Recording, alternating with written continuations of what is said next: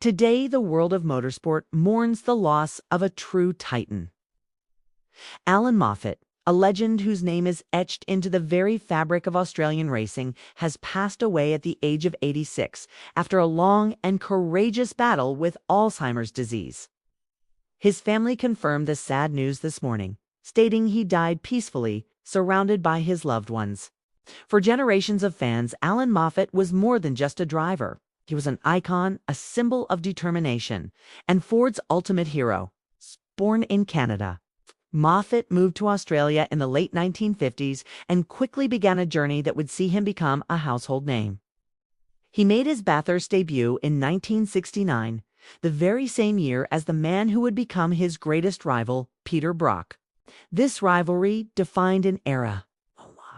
Known for his professional, no-nonsense approach, was the perfect counterpoint to the charismatic Holden poster boy, Brock.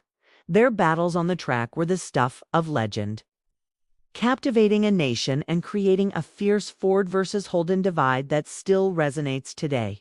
Moffat's success at Mount Panorama is legendary. He conquered the great race 4 times, all for the Blue Oval. His first victories came back-to-back in 1970 and 71, behind the wheel of the formidable Falcon GT Ho. He triumphed again in 1973. But it was his 1977 win that became one of the most iconic moments in Bathurst's history, leading a dominant 1-2 formation finish for his own Moffat Ford dealers team. It was a masterclass in precision and teamwork.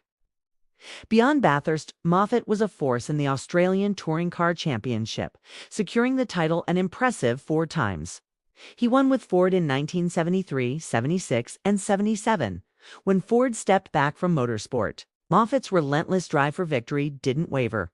He switched to Mazda, piloting the screaming rotary-powered RX-7 to another championship crown in 1983, in a move that once seemed impossible.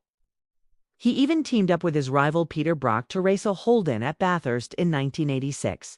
His career also took him to the world stage, where he won the opening round of the World Touring Car Championship at Monza in 1987.